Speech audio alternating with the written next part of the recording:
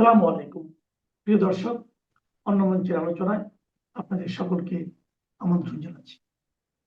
আজ আমাদের সঙ্গে অতিথি হিসেবে আছেন আম জনতার দল এর সদস্য সচিব মোহাম্মদ তারেক রহমান। মোহাম্মদ তারেক রহমান, আপনাকে আমাদের অনুষ্ঠানে স্বাগত জানাচ্ছি। আসসালামু আলাইকুম, অনেক ধন্যবাদ। জনাব তারেক রহমান, আপনি আমাদের এই অনুষ্ঠানে প্রথমবারের মতো এসেছেন। আমাদের দর্শকদের কাছেও আপনি আপনি খুবই পরিচিত মুখ, কিন্তু আমাদের অনুষ্ঠানে প্রথমবার আপনাকে পেয়ে আমার খুব ভালো লাগছে। এবং আমরা অনুষ্ঠান শুরুর আগেই আশা করব যে এরপর থেকে আপনি মোটামুটি নিয়মিত সম্ভব হলে আমাদেরকে সময় দিবেন। তো আমরা আলোচনা সরাসরি যাই। আপনি নিশ্চয়ই খেয়াল করেছেন যে গত দুদিন ধরে একটা বিষয় বেশ আলোচনা হচ্ছে যে এনসিপির যে মুখপাত্র আছেন, অন্তর্বর্তীকালীন সরকারের সাবেক অন্তর্বর্তীকালীন সরকারের যিনি একজন গুরুত্বপূর্ণ উপদেষ্টা ছিলেন, জনাব আসিফ মাহমুদ সজীব ভুঁইয়া, উনি একটা কথা বলেছেন যে ডিপ স্টেট নাকি ওনাদেরকে বলেছিল যে ওনারা যদি তাদের কিছু কথাবার্তা শুনেন এবং তারা 2029 সাল পর্যন্ত যেন ক্ষমতায় থাকেন, এ ধরনের কথা। 2029 সালের ব্যাপারটা কিন্তু আমরা প্রথম শুনেছিলাম অন্তর্বর্তীকালীন সরকারের ধর্ম উপদেষ্টা, উনি একবার বলেছিলেন যে ওনারা 2029 সাল পর্যন্ত থাকতে চান। এবং আসিফ মাহমুদ সজীব ভুঁইয়া বলছেন যে ওনারা এটা মানেননি, ওনারা গণতন্ত্রের দিকেই ওনাদের নজর ছিল। এবং ডিপ স্টেট কারা, এই প্রশ্নটা উনি এড়িয়ে গেছেন এবং বলেন নাই কারা। আপনার এই পুরো বিষয়টাকে কি মনে হয়? আসলে কি কোনো ডিপ স্টেট কাজ করেছে ওই সময়? ডিপ স্টেট কি তাদেরকে রাখতে চেয়েছে অনেকদিন? আর রাখলে তাদের কি লাভ হতো? অথবা আরো একটা প্রশ্ন, যে আদৌ কি ডিপ স্টেট বলতে কিছু এক্সিস্ট করে কিনা আমাদের? জি, অনেক ধন্যবাদ। অন্তর্বর্তীকালীন সরকারকে 5 বছর দেখার খায়েশ এটা কাদের ছিল? এনসিপি নেতাদের। তারা বলছিল না যে যদি ডক্টর ইউনূসকে 5 বছরের জন্য পেতাম। তাদের মধ্য থেকে কিন্তু এই খায়েশটা আসছিল, আমরা যদি স্মরণ করি, তাই না? তাদের হুম। মধ্য থেকে প্রথম এটা আসছিল। সুতরাং তারাই যদি বলে যে তারা গণতন্ত্রের দিকে যেতে চায় আর অন্যরা 29 সাল পর্যন্ত থাকতে চেয়েছিল, তাদের একটা চালাকি। এবং তাদের মুখ দিয়ে এটা বের হওয়ার উদ্দেশ্য হলো তারা আগে বলে এটা দায় থেকে এড়ানোর চেষ্টা করছে যে তারাই এটার অংশ ছিল। এটা আমার কাছে মনে হয় যে আগে ভাগে যেটা আগেই দেখবেন না, জামাতের আমিরকে যখন রয়টার্স জিজ্ঞাসা করছে, প্রশ্ন উত্তর পর্ব চলছে, তখন সে আগ বাড়ায় ভারতের সাথে মিটিং এর কথা বলতেছে। সে কিন্তু আগে কখনো বলেনি। সে জানে রয়টার্স তাকে ওই প্রশ্নটা করবে এবং সেই প্রশ্নটা কোন অ্যাঙ্গেলে আসবে জানে। সে আগে থেকে ওটা উত্তর দেওয়ার জন্য প্রস্তুত হয়ে আছে। ঠিক একইভাবে আসিফ মাহমুদের বিষয়টাও একই। ডিপ স্টেটের বিষয়টা আমরা কিভাবে দেখি, অ্যাক্টিভিস্ট, আমি যেহেতু অ্যাক্টিভিজম করি, আমাদের সঙ্গে বিভিন্ন পর্যায়ের মানুষগুলো যোগাযোগ করার চেষ্টা করে। যেমন আপনার হলো অধিকারের আদিলুর রহমান স্যারের যে প্রতিষ্ঠান, আমরা যখন আন্দোলন করতাম খুব যোগাযোগ করতো, এবং সেখানের জহির মোস্তাইন, ছোটন সাহেবের নাম শোনা যায়, তারা অনেক বেশি যোগাযোগ করে আমাদের আন্দোলনটাকে আহ তারা হলো ক্যাপিটালাইজ করার চেষ্টা করতো আর কি। অথবা আমাদেরকে সামনে রেখে তারা পিছনে একটা কিছু অন্য কাউকে দেখাতো, এটা আমরা বুঝি যে আমাদেরকে আমাদেরকে সামনে, মানে তারা কিছু তৈরি করার যোগ্যতা রাখে না, বাট আমরা কিছু তৈরি করে ফেললে ওইটাকে একটা সেল করার একটা তৎপরতা তাদের আছে। হ্যাঁ। তো এফআইডিএস নামে একটা সংগঠন আছে, এই সংগঠনটা বাংলাদেশে অ্যাক্টিভিস্টদের মধ্যে খুব বেশি ফাংশন করে। তারা মানে এমনি তারা কিছু সৃষ্টি করে না, বাট কোনো একটা কিছু ঘটে গেলে তারা ওইটাকে ছোটখাটো একটা ছোট একটা ফান্ড দেওয়া, চকলেট খাওয়ানো, এই ধরনের কার্যক্রম করে তারা ওইটা আবার অন্য জায়গায় গিয়ে বিক্রি করে। তো সেইটাই ডিপ স্টেট কিনা আমি জানি না আসলে। হ্যাঁ, জানি না। তবে ডিপ স্টেটের বাংলাদেশের উপরে কোনো নিয়ন্ত্রণ আছে বলে আমার মনে হয় না। এটা আমার কাছে যেটা মনে হয়, আমাদের গণ অভ্যুত্থানে ডিপ স্টেটের কোনো ভূমিকা আছে বলে আমার মনে হয় না। তবে গণ অভ্যুত্থানের পরে একটা নির্দিষ্ট গোষ্ঠীর লোককে এক এক জায়গায় করে, যে তারা একটা ওই যে ইয়ে বারে গিয়ে একটু হালকা টান দেয়, এরকম একটা টিম আছে না, ওই টিমকে এক জায়গায় নিয়ে গিয়ে একটা সরকার বানায় দেওয়া, এই কাজটা এটা হয়েছে, এটা আমার অনুধাবন। এবং এরা প্রত্যেকেই সেই ক্লাবের মেম্বার, সেই আড্ডার মেম্বার। হ্যাঁ, আপনি ঘুরে তার ঘুরে মানে দেখেন আপনি এরা। বলতে চাচ্ছেন, যেহেতু আপনি নিজে এই আন্দোলনের সঙ্গে সরাসরি জড়িত ছিলেন বলে আমরা জানি, তো যখন আপনি আন্দোলন করেছেন, এই মানে যেটাকে জুলাই আন্দোলন বলছি আর কি, যখন সে আন্দোলন করেছেন তখন আপনি ডিপ স্টেটের কোনো অস্তিত্ব টের পান নাই, কিন্তু তারপরে যখন সরকার গঠনের প্রশ্ন উঠলো, তখন দেখা গেল যে একটা ডিপ স্টেটের একটা ভূমিকা হয়তো আছে বলে আপনার মনে হ্যাঁ, হচ্ছে, ওরা তাই কি? আমাদের বিজয়ী হওয়া আন্দোলনটা নিয়ন্ত্রণ নিয়েছে। এইটা একটা উপস্থিতি আমরা পেয়েছি, যে উপস্থিতিটা অর্থ অর্থ ইনভেস্ট করেছে এবং বিভিন্ন ধরনের স্টেক হোল্ডারদেরকে কিনে তাদেরকে রাজি করিয়েছে যে কারা কারা উপদেষ্টা হবে, যাদের যাদেরকে কিনতে হবে, যে যে দরে কিনতে হবে, সেই অর্থায়নের বিষয়টি এখানে আছে। হ্যাঁ, সেইটা আমার আমার চোখে। এবং আমার সাথে ডক্টর ইউনূসের দেখা হয়েছে তিনবার, তিনবার আমি বসেছি, কথা বলার সুযোগ হয়েছে। অভ্যুত্থানের পরের কথা বলছে, আর অভ্যুত্থানের আগে যোগাযোগ হয়েছে। তো অভ্যুত্থানের আগে যোগাযোগ হয়েছে যখন ওনার নামে মামলা হলো, গ্রেপ্তার পরোয়ানা নেওয়া হলো, তখন আমি ওনার হুম। জন্য প্রতিবাদ করেছিলাম, প্রোটেস্ট করেছিলাম এবং মশাল মিছিলও করেছিলাম আমাদের সংগঠনের পক্ষ থেকে। ছিলেন মানে আপনার তার প্রতি ভালোবাসা থেকে বিষয়টা এরকম না যে একটা আন্তর্জাতিক খ্যাতি সম্পন্ন নোবেল লরিয়েট তাকে এইভাবে ওয়ারেন্ট জারি করতেছে, আমরা একটা প্রতিবাদ করে ফেললাম। আর গণ অভ্যুত্থানের পরে তিনবার দেখা হয়েছিল এবং তিনবারই আমার প্রশ্নটা ছিল এইভাবে, আপনি নির্বাচন নিয়ে কি ভাবছেন, বা হুম। আপনি ভিন্ন কিছু ভাবছেন কিনা, হ্যাঁ, জনগণের সরকার কবে আসবে। প্রত্যেকটা বার ওনার উত্তর ছিল, উনি খুবই বিরক্ত হয়ে যেতেন আমার উপরে এটা শুনলে। এবং এই তিনবার জিজ্ঞাসা যখন করছি, না তিনবার জিজ্ঞাসা করছি, চতুর্থ বার থেকে যত প্রোগ্রাম হয়েছে আমাকে আর কোনোবার ডাকেনি সে, একটা বারও আর সেইটা কি ডাকেনি, উত্তর একবারে দিয়েছে? শেষ পর্যন্ত। এবং বলতো, তিনি কি ওনার উত্তর একটাই দিয়েছে? কথা ছিল, আমরা তো এক সরকার থেকে আরেক সরকারের হাতে দায়িত্ব দেওয়ার জন্য আসিনি, আমরা এখানে ও, কিছু করতে চাই। এই একটা একটা উত্তর তার মুখস্থ, সে একটা কথাই বারবার বলতো। তিনবার দেখা আচ্ছা, হয়েছে, তিনবার। এতদিন পরে এসে, এতদিন পরে এসে আপনার কি মনে হয়, ওই যে উনি বলতেন প্রতিবার আপনার একটা প্রশ্নের জবাবে একটাই উত্তর দিতেন যে আমরা কিছু একটা করতে চাই, আপনার কি মনে হয় যে আমাদের দেশে গণতন্ত্রের জন্য ওনারা কি কিছু একটা করতে পেরেছেন? না, উনি নিজেই তো একজন অগণতান্ত্রিক ব্যক্তি। আপনি কোন সময় বাংলাদেশের সাংবাদিকদের সামনে দাঁড়াতে দেখছেন তাকে? কখনো মুখোমুখি দাঁড়াতে দেখছেন? এখন প্রধানমন্ত্রী যেভাবে সাংবাদিকদের ডেকে কথাবার্তা বলছে, ডক্টর ইউনূস কোনোদিন বলছে? বলেনি। একজন মানুষের ভিতরে মিনিমাম সততা থাকলে সে সাংবাদিকদের সামনে আসে। ওনার মাঝে এইটুকু ঘাটতি ছিল এবং যে জন্য উনি সাংবাদিকদের ফেস করতো না। হুম। তো এখন তাহলে এই আপনার আপনার বক্তব্য হচ্ছে যে আসিফ মোহাম্মদ সজীব ভুঁইয়া যে ডিপসেটের কাহিনী বলছেন, এটা আপনার কাছে মানে একটা মনে হচ্ছে যে নিজেদের কথাটাই নিজেদের উপর দায়টা যদি আসে, সেটাকে ঢাকা দেওয়ার জন্য আগে ভাগে উনি আরেকদিকে চাপাচ্ছেন একটা কল্পিত কোনো অবয়বের উপর। না, আমি আপনাদেরকে বলি, এই গণ অভ্যুত্থানের পরে ডাকসুর এখানে একটা ছোট আড্ডা বসতো। এই আড্ডা থেকে এই যে আক্তার আছে না, আক্তারের পিএস আতিক, তারপরে সার্জিসের পিএস টিএস, এরা মিলে এখানে নিয়মিত আড্ডা দিত, আর এখান থেকে ঠিক হতো কোন দপ্তরে কাকে বসাবে এবং দর কত। এবং এখানে সরকারি ওএসডি হওয়া বিভিন্ন কর্মকর্তারা গিয়ে সিরিয়াল দিত। হ্যাঁ, তারা এখানে সিরিয়াল দিত, অপেক্ষা ঘন্টার পরে ঘন্টা, সারা দিন বসে থেকে রাত্রে একটু কথা বলে চলে যেত। তার পদ পদবিটা ঠিক করতো টাকা পয়সার বিনিময়ে। তো তারা শেষে গিয়ে কি অভিযোগ দিল, যে সরকারের অন্য সিনিয়র বৃদ্ধ উপদেষ্টাদের জন্য তারা কাজ করতে নাই। তো এইটা হলো একটা বিষয়।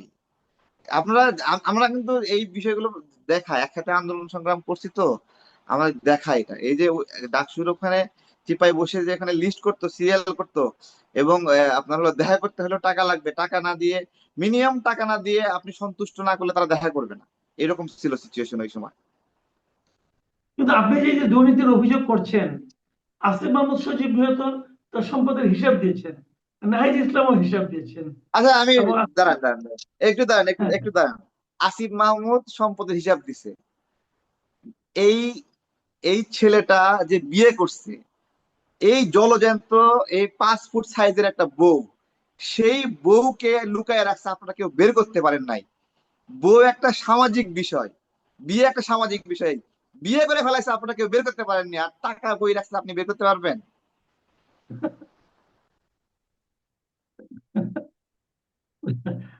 তার এই এই মানে এই এই এই উদাহরণটা ঠিক আছে, আপনার উদাহরণটা বেশ মানে বেশ চমৎকার উদাহরণ। কিন্তু টাকা কি আসলে লুকিয়ে রাখা যায়? আপনার হলো এই ফান্ড ম্যানেজমেন্টের জন্য যারা সরকারের গুরুত্বপূর্ণ জায়গায় যায়, মন্ত্রী হয়, উপদেষ্টা হয়, এদের পিছনে আন্তর্জাতিক প্রতিষ্ঠান আছে যারা ঘোরে। তারা হলো তাকে পালানোর জন্য ইন্স্যুরেন্স সিস্টেমের মতো এটা। সে কোথায় সেফ এক্সিট নেবে, কোথায় বিপদ আসলে পালাবে, তার নিরাপত্তার বিষয়গুলো কি কি হবে, এবং তার চুরি করা টাকাগুলো কই রাখবে, এই সমস্ত কিছু মিলে প্যাকেজ আছে। আন্তর্জাতিক প্রতিষ্ঠান আছে এই প্যাকেজ সার্ভিস দেওয়ার জন্য, এবং তারা খুবই বিশ্বস্ত, ট্রাস্টেড। যখন যারা যারা মন্ত্রী হবে তাদেরকে তারা এই সার্ভিস দেবে। মানে আসিফ এখন মাহমুদ যারা সুইজারল্যান্ডে কেন গিয়েছিল? আসিফ মাহমুদকে সুইজারল্যান্ডে কে নিয়েছিল, কেন গিয়েছিল সে, বলেন?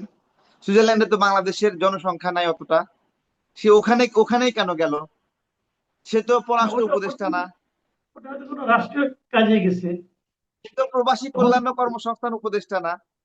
বা সুইজারল্যান্ডের সাথে তো বাংলাদেশের বাণিজ্যিক সম্পর্ক নাই, সুইজারল্যান্ডে কেন গেল? কারণ ওইখানে গিয়ে ফিঙ্গারপ্রিন্ট দিয়ে আসছে। আপনি যে অভিযোগটা করছেন এই অভিযোগটা তো আপনি প্রমাণ করতে পারবেন, তাই না? না, সুইজারল্যান্ডে কেন যদি উনি গেছে সে? চ্যালেঞ্জ করেন। কেন গেছে? বাংলাদেশ তো কি কোনো ব্যাখ্যা দিতে পারি না তো এখন? আপনি জানেন, আমি জানি না, আপনি জানেন না। না, আমি যাই না, আমি যাই না। ওই তো, সে তো প্রবাসী কল্যাণ মন্ত্রণালয় মন্ত্রী না, তো পররাষ্ট্রমন্ত্রী না। সে কি কি মন্ত্রী ছিল বলেন? সেই মন্ত্রীর সুইজারল্যান্ডে কোনো কাজ আছে? থাকতে পারে, দুবাইয়ে কাজ থাকতে পারে, বাংলাদেশের সাথে অনেক ফাংশন আছে দুবাইয়ে, সৌদি আরবে আছে। সুইজারল্যান্ডে কেন? সুইজারল্যান্ড একটা অপ্রাসঙ্গিক রাষ্ট্র বাংলাদেশের জন্য। এখানে যারা যায় তারা চুরি করে টাকা রেখে ফিঙ্গারপ্রিন্ট দেওয়ার জন্য যায়, এবং ওইটা সরাসরি নিজেকে যেতে হয়। ওখানে তো আসিফ মাহমুদ ছাড়া আরো একজন উপদেষ্টা গিয়েছিলেন, ওনার ব্যাপারে ওই কি একই গেছে, বিষয় না? একই একই ঘটনা, একই ঘটনা। হুম। আচ্ছা, ঠিক আছে, আমরা তবুও ডিপ স্টেট যদি থাকে, আপনি কি মনে করেন না ডিপ স্টেটে বলতে উনি কাকে বুঝিয়েছেন, কাদেরকে বুঝিয়েছেন, সেগুলো প্রকাশ করাটা ওনার একটা দায়িত্বের মধ্যে পড়ে। যদি উনি অভিযোগটা উত্থাপন করেন, তাহলে তাদের নামগুলো প্রকাশ করা কি তার দায়িত্বের মধ্যে পড়ে না? না না, ওরা এগুলো প্রকাশ করবে কি? নিজেরাই যায়, ওই জানে, ওইটুকু বললেই নিউজ টিউজ হবে, নিজেরাই এগুলোতে জড়িত, এই কাজগুলো করেছে। এবং এই গণ অভ্যুত্থানের পরে আমরা যারা আন্দোলনে খুব ভালো ভূমিকা রেখেছি, সাহসের সাথে লড়াই করেছি, জেল জুলুমের শিকার হয়েছি, তারা আমরা ওই যে চক্রটা না, ওই চক্রটার আশেপাশেও ভিড়তে পারি নাই বা ওইটা জানার চেষ্টা করে লাভ হয় নাই। হ্যাঁ, মানে আপনি বিরাট চেষ্টা মনে করছে। আছে ওই সময় কোথায় থেকে যেন একটা লিস্ট আসতো বারবার, উপদেষ্টা কারা কারা হবে, একটা লিস্ট আসতো, গায়েবী লিস্ট আসতো। হ্যাঁ, এটা রাজনৈতিক নেতৃবৃন্দ দেয়নি, এটা এটা বিএনপির পক্ষ থেকে দেওয়া হয়নি, জামাতের পক্ষ থেকে দেওয়া হয়নি, একটা লিস্ট আসতো গায়েব থেকে। আচ্ছা, আমি এখন একটু অন্য প্রসঙ্গে যাই। মাত্রই আমাদের আহ, মহান স্বাধীনতা দিবস পালিত হলো, এবং স্বাধীনতা দিবসের পর কতগুলি ঘটনা ঘটেছে এর মধ্যে। আমি একটা ঘটনা বলি যে এলজিআইডি মন্ত্রী, আমাদের বিএনপি মহাসচিব, উনি বলেছেন, আজকে বলেছেন যে স্বাধীনতার 55 বছর পরও পাকিস্তানপন্থী অপশক্তি নতুন রূপে মাথা চাড়া দিয়ে উঠছে। ওনার এই কথাটাকে আপনি আসলে কিভাবে দেখেন? আচ্ছা, উনি যে এই কথা বলেছেন, আমি সম্মানের সাথে জিজ্ঞাসা করি, এই যে পাকিস্তান পন্থী লোকগুলো মাথা চাড়াতে দাঁড়াইছে, এইখানে ওনাদের কোন দায় আছে কিনা, ওনাদের কিছু দায় আছে কিনা জিজ্ঞেস করছি, কিছু দায় আছে কিনা? ওনারা তো এটুকু বলতে পারত যে হলো সবাইকে নির্বাচন চায়, ওনারা জিততো সবাই মিলে নির্বাচন হলেও, আরো ভালোভাবে জিততো। ওনাদের দায় আছে কিনা শক্তভাবে বলেনি কেন? আমি সবসময় বিএনপি কে দায়ী করি, একবারে শুরু থেকে, এই যে 18 মাস ধরে শাসন করলো, শুধুমাত্র বিএনপি ছাড় দিয়ে এই পর্যন্ত নিয়ে আসছে। কেন ছাড় দিছে? এই দায় বিএনপি কে নিতে হবে, এবং এই পরিবেশ পরিস্থিতি গুলো তৈরি করছে তারা, ধীরে ধীরে ধীরে ধীরে জায়গায় জায়গায় এই যে রাজাকারদেরকে এস্টাবলিশমেন্ট করছে। দেখেন, একটা একটা শিক্ষিত আলবদরের রংপুর বিভাগীয় প্রধান, সে সংসদে গিয়ে গড়বড় করে রাজাকারদেরকে শহীদ বলে বলে ফেলছে। হ্যাঁ, এবং বিএনপি ওখান থেকে চুপ করে বলতেছে ঠিক আছে, সেগুলো অন্তর্ভুক্ত করা হবে। তো ওনাদের দায় আছে না? খালি মুখে বললে হবে? কই, কেউ তো একজন হই হুল্লার করে সেখানে প্রতিবাদ করলো না, তাই না? জামাত যে হই হুল্লার করছে রাষ্ট্রপতি ওখানে ঢোকার সময়, তার 10 ভাগের 1 ভাগ হই হুল্লার করতো একটু রাজাকারদেরকে শহীদ বলার সময়। আপনি কি মনে করেন যে এই আপনি আপনি দায় দিয়ে দিচ্ছেন বিএনপি, তার মানে আপনি বলতে চাচ্ছেন যদি নির্বাচনটা ইনক্লুসিভ হতো, অথবা আজকে জামাত যে প্রধান বিরোধী দল হিসেবে আবির্ভূত হয়েছে, এই সবই বিএনপি চেয়েছে আমি বলে হয়েছে? আমি দেখেন, ধরেন আওয়ামী লীগ নামেও না, আওয়ামী লীগের বেশ ভালো ভালো ব্যবসায়ী, সমাজসেবক, সমাজকর্মী যারা আছে, যারা নির্বাচনে অংশগ্রহণ করতে পারতো। এই ধরনের মানুষগুলো যদি এই নির্বাচনে অংশগ্রহণ করতো, স্বতন্ত্র ভাবেই করতো।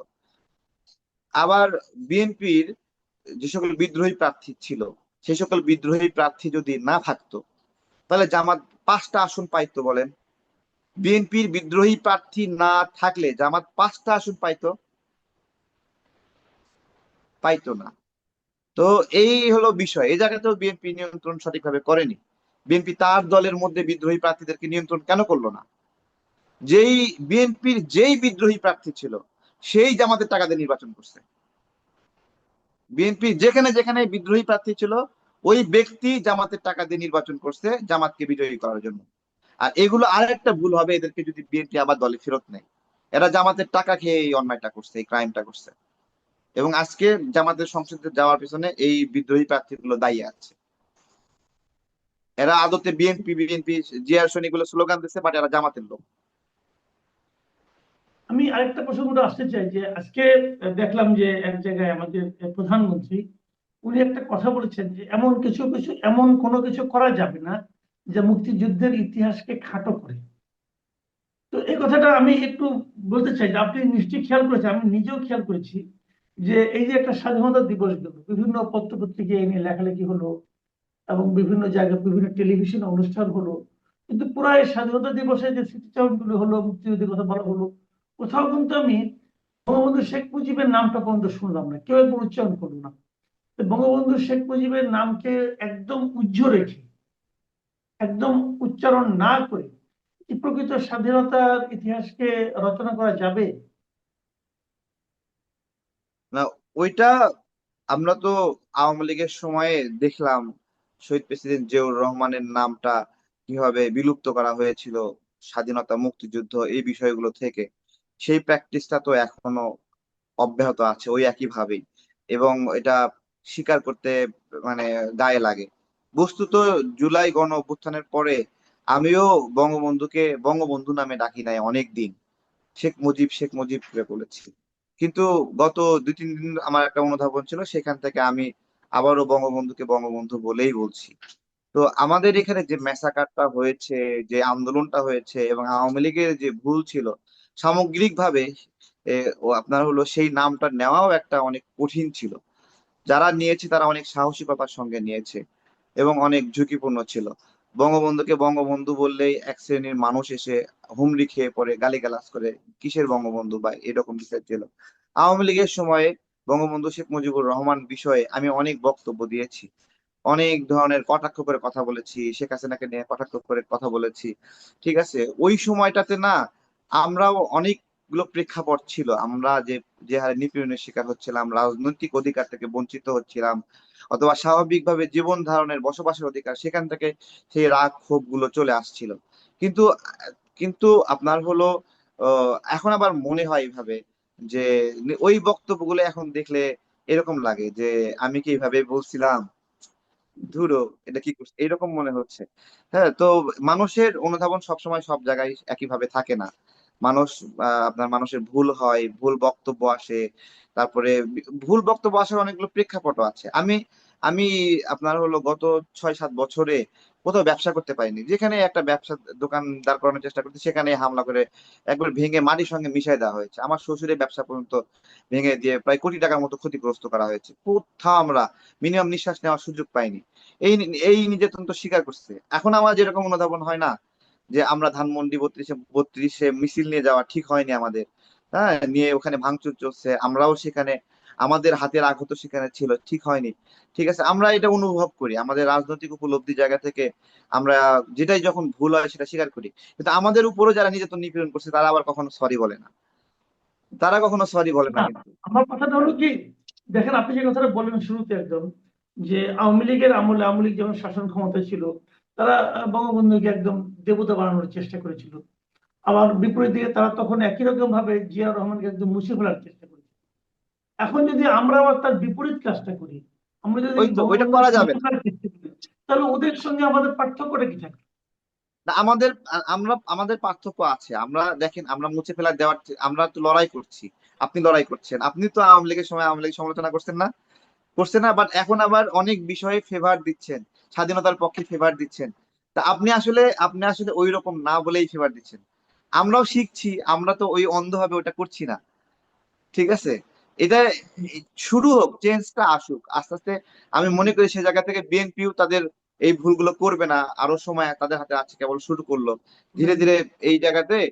একবারে একবারে ইনিশিয়ালি এখন থেকে মানে 6 মাস আগের কথা বলি, ওই সময় মুক্তিযুদ্ধ নিয়ে কথা বলা অনেক বিপদের ছিল।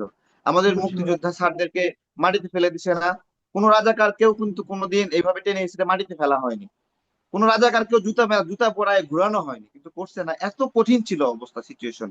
এই সিচুয়েশনের মধ্যে আমরা যে কি প্রতিকূলতার মধ্যে কথা বলছি। আমরা যখনই কথা বলছি মুক্তিযুদ্ধ নিয়ে কথা বললে বলে ভারতের দালাল, মানে কি একটা স্যাবোটেজের শিকার হয়েছি, মানে চিন্তার বাহিরে এ কি অবস্থা তৈরি করছে। এবং এই একটা গল্প বানায় ফেলছে যে মুক্তিযুদ্ধ নিয়ে বাংলাদেশের আর রাজনীতি হবে না। হ্যাঁ, মুক্তিযুদ্ধ নিয়ে রাজনীতি হবে না, বাট পাকিস্তানপন্থীরা রাজনীতি করবে, তাদের চিন্তা নিয়ে রাজনীতি করবে, তাদের আদর্শ নিয়ে তারা হলো স্বাধীনভাবে ঘুরে বেড়াবে। একটা শ্বাসরুদ্ধকর অবস্থা। এবং আমাদের কাছে যারা বয়োজ্যেষ্ঠ মুক্তিযোদ্ধা বেঁচে আছে, তারা ফোন দিয়ে আমরা যে একটু একটু কথা বলি, তো দিয়ে অনেক মানে আফসোস করে এবং কথা বলে। এবং আমরা যেহেতু তাদের প্রতিনিধি হিসেবে কথা বলি, তারা যখন আমাদের কাছে পায় এমন ভাবে জড়ায় ধরে, মনে হয় যে তাদের সাথে মিশে গেছে আমি, এইরকম ভাবে। তো এই একটা সিচুয়েশন যে তৈরি করা হয়েছে, এই সিচুয়েশন থেকে আস্তে আস্তে পুরো সোসাইটি বের হয়ে আসছে। যেমন এর আগে যে স্মৃতিসৌধের প্রোগ্রাম ছিল, সেখানে সব মিলে 700-800 থেকে 1000 মানুষ গিয়েছিল। এই স্মৃতিসৌধে অন্তত 1.5 লক্ষ মানুষ এইবার গিয়েছে। এইবার 1.5 লক্ষ মানুষ অন্তত গিয়েছে। কোথায় 1-1.5 হাজার মানুষ ছিল, কোথায় 1.5 লক্ষ মানুষ। এবং আশা করি সামনের বছর আস্তে আস্তে এটা আরো স্বাভাবিক হবে, আরো আরো ইজি হবে। এটা আমরা চাই, এই ইজি হোক। স্মৃতিসৌধে সকল শ্রেণীর মানুষ যাবে। শহীদ মিনারে একটা শূন্যতা ছিল এর আগের শহীদ মিনারে, কেউ যায়নি, কেউ ফিল করেনি যে শহীদ মিনারে যেতে হবে। বাট এইবারে অন্তত লক্ষাধিক মানুষ সেখানে সমবেত হয়েছে।